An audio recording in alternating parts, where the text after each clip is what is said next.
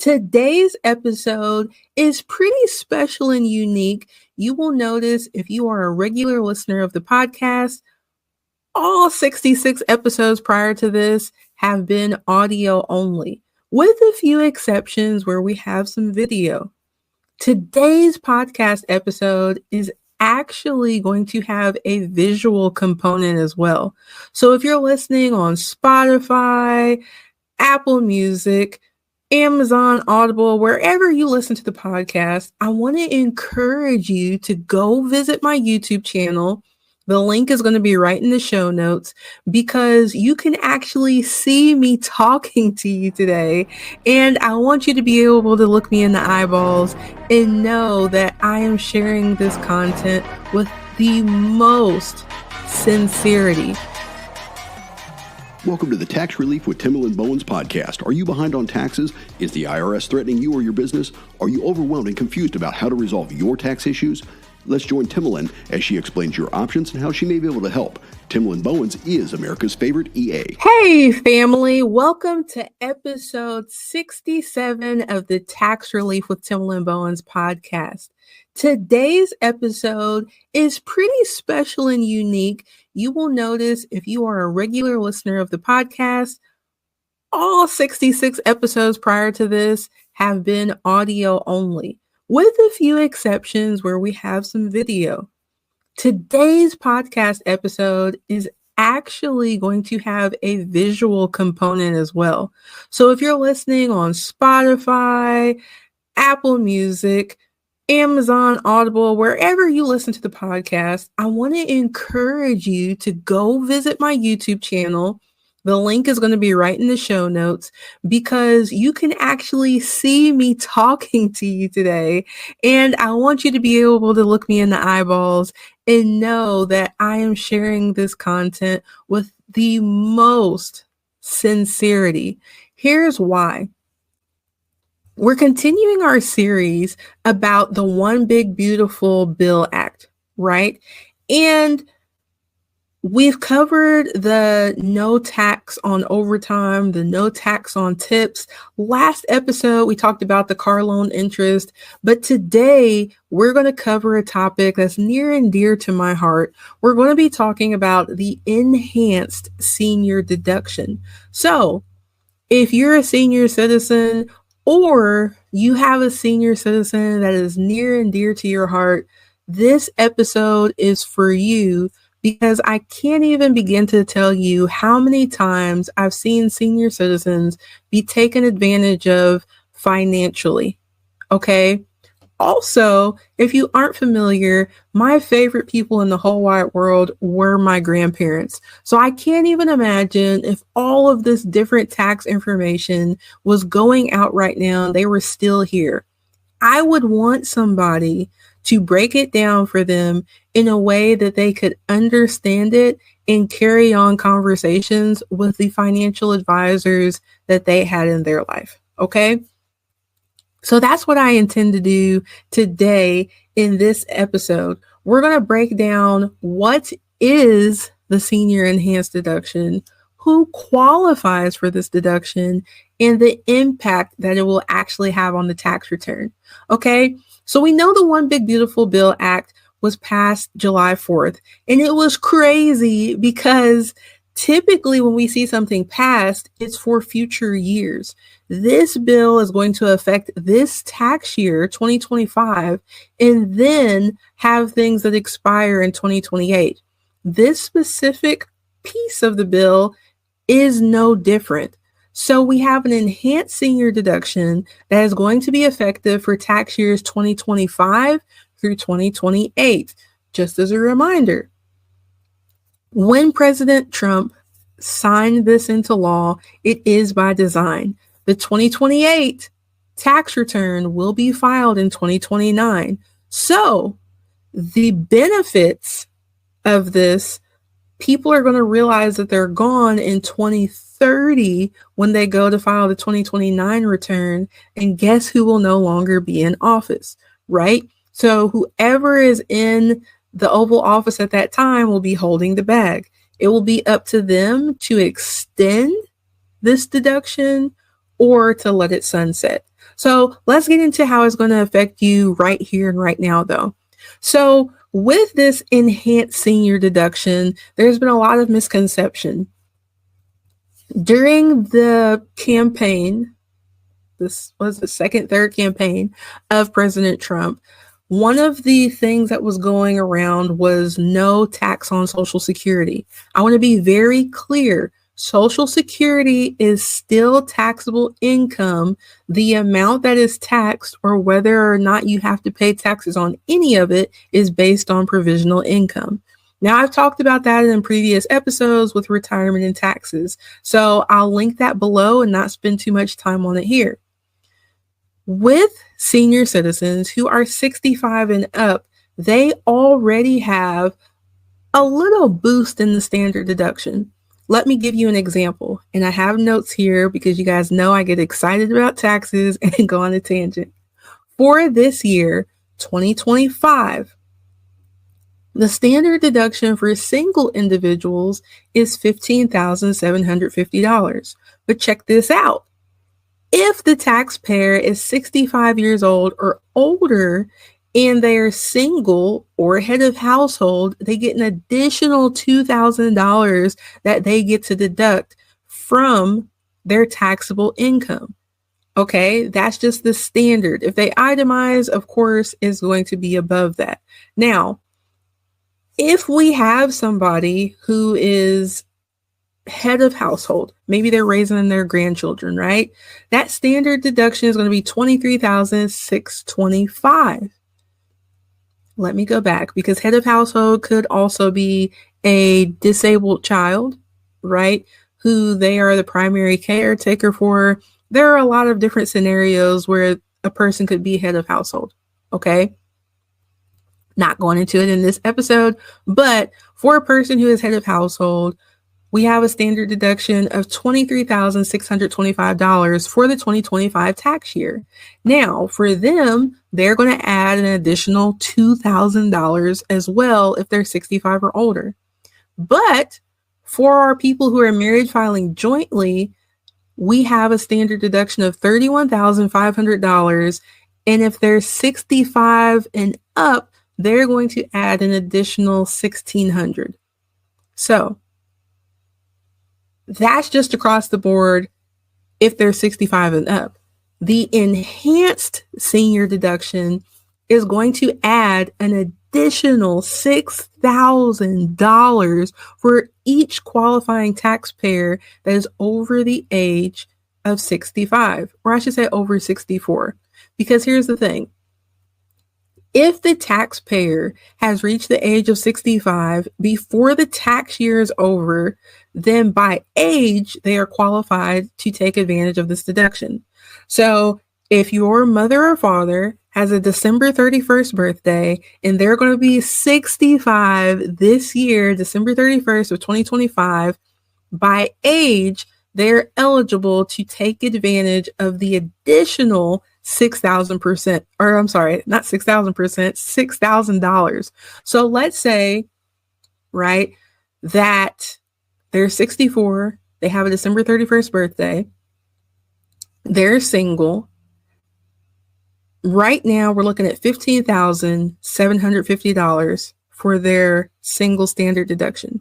But because they're turning 65 on December 31st, they're going to get that bump of $2,000. So now their standard deduction is going to be $17,750. Happy birthday, right? But under the One Big Beautiful Bill Act, if they meet all other criteria, not only are they going to get that $2,000, they're going to get that additional $6,000. So instead of the $17,750, we're looking at $23,750. Now, keep in mind, a deduction is going to reduce the amount of taxable income. It's not going to reduce the amount of a liability dollar for dollar, okay? A deduction just means you're getting taxed on less money, less income. So I said there was other criteria to meet, right? What they did with the One Big Beautiful Bill Act is they said, okay, We want to put this in here to help seniors, but like with most deductions or credits, there is going to be an income threshold. So this is going to help a lot of the taxpayers, senior taxpayers who are most financially vulnerable, right? I definitely have some senior citizens that this is going to be a blessing to. However, we have to look at the income threshold, okay? So for our seniors who have a modified adjusted gross income of $75,000, for those who are single or married filing separately or head of household, a modified adjusted gross income at $75,000 is going to be the threshold at where the deduction will start to be reduced. Now, the explanation of this reduction is kind of clear as mud because it'll begin phasing out at $75,001, right? However, it's going to be reduced by 6% of the modified adjusted gross income. Now, typically, when we have a reduction, we know, okay, it will be reduced by $100 for every 1,000 that is over the threshold. Within the actual bill itself, it doesn't spell out how much it will be reduced by. We just know that it can't be reduced lower than 0. So be on the lookout from updates from the IRS. Make sure that any updates that you're receiving are from a trusted source, such as the IRS directly. If you're a listener to this podcast, I'll be updating you. But I also want to remind you that Tax Tips with Timalyn is coming back. If you're not familiar, this is my personal blog that is on the Bowens Tax Solutions site, and this is for taxpayers just like you to stay informed on different updates. So there are a lot of things that have been left unclear with the One Big Beautiful Bill Act. We yet have to wait for the IRS to interpret it to see how they're going to manage certain things with taxpayers. If you want to stay in the know with those updates, I want to invite you to go subscribe to Tax Tips with Timalyn right now. There's a link below in the show notes, and also coming in October, there will be paid tiers because there are going to be certain topics that I'm going to dig into a little bit deeper in the coverage because, again, topics like this are nearest and dearest to my heart because of the influence my grandparents had in my life. My parents aren't quite that age, but they're on the brink of being able to take advantage of things like this. So I want to make sure that the proper information is out there from a trusted resource. Okay. So we've talked about what that phase out is going to look like for our taxpayers who are not married or they're married and not filing together. For our married taxpayers who are going to be filing jointly with their spouse, the threshold is going to actually double. So if we have two taxpayers, they're both 65 by the end of the year. If their modified adjusted gross income is $150,000 or less, they can take advantage of the full $6,000. Now check this out. With some deductions, we have a marriage penalty, right? So let's think about the student loan interest deduction. No matter if you're married, filing jointly, or single, the max that you can take is $2,500. That's not so with this deduction. With this deduction, spouse A, if they're 65 and we got a modified adjusted gross income of $150,000 or lower, they get the extra $6,000. Spouse B is going to also get the extra $6,000. So think about this. We have a standard deduction of $31,500 already for our married filing jointly taxpayer. Then, because they're 65, we're going to add that 1,600. So that's taking us to 33,100. Okay. Quick math. Then they're going to each get an additional 6,000. So when we add that 12,000 in, we're looking at $45,100 that they are essentially looking at tax-free, because remember, they're going to deduct that from their taxable income. All right. So with that, they are receiving some sort of a tax relief because they're not paying taxes on additional income thanks to this part of the One Big Beautiful Bill Act. I'll remind you guys, I'm going to stay neutral on this, okay, and only present the facts. Are there people who are not going to benefit from the One Big Beautiful Bill? Absolutely.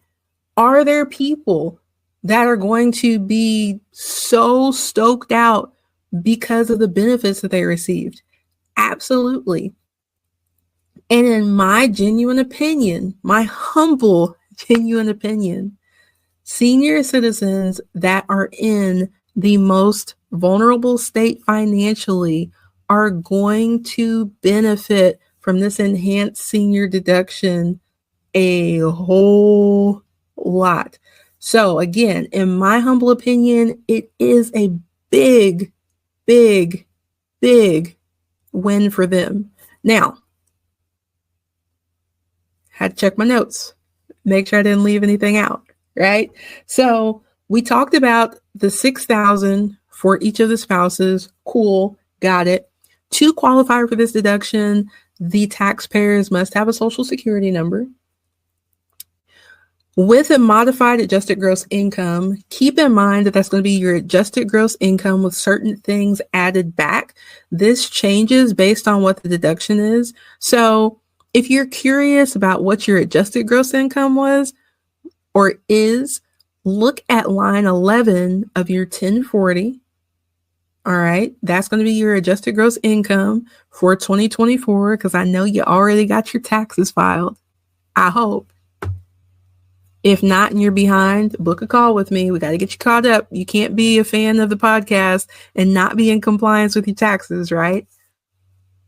You're going to look at line 11, and for this deduction specifically, modified adjusted gross income is going to be any foreign income exclusions added back. Okay. So if you are an expat or you've been working overseas and you qualify for the foreign income exclusion, with that exclusion, that will have to be added back in to figure your modified adjusted gross income. If that's not you, no worries, you're good. You just need to make sure that you have the modified adjusted gross income under $150,000 if you're married filing jointly. If you were filing as any other status, it has to be under $75,000, and you have to have reached the age of 65 by the end of the tax year. Okay. And then you'll be eligible for that enhanced senior deduction of $6,000. Now, I hope you found this information helpful. I hope that you'll share this with your family and friends, because if you found this helpful, then somebody else will too. And you'll help me to fill my personal mission of filling the tax literacy gap one taxpayer at a time. And it would be remiss of me to not say thank you for all of your support of this podcast since 2022. I could not do this without you. All right. So I appreciate you. If you are running into issues with this, you're invited to book a call with me. Remember, the podcast is free. Depending on the depth of knowledge or consultation you need, speaking to me probably isn't going to be free. But if you need help, make sure you get the help that you need. even if it's not with me. I'll see you guys in the next episode. I'd like to thank you for taking the time to listen today. I'd like to thank Jim Ray Consulting Services for helping me get this message out to you. I hope you found the information helpful. Did you know 1 in 50 people have a tax problem? Please share this episode with your friends and family because you never know who may need help. Again, thanks for listening. Hey, just as a reminder, this podcast is for informational and educational purposes only. It provides a framework and possible solutions for solving your tax problems, but it is not legally binding. Please consult your tax professional regarding your specific tax situation.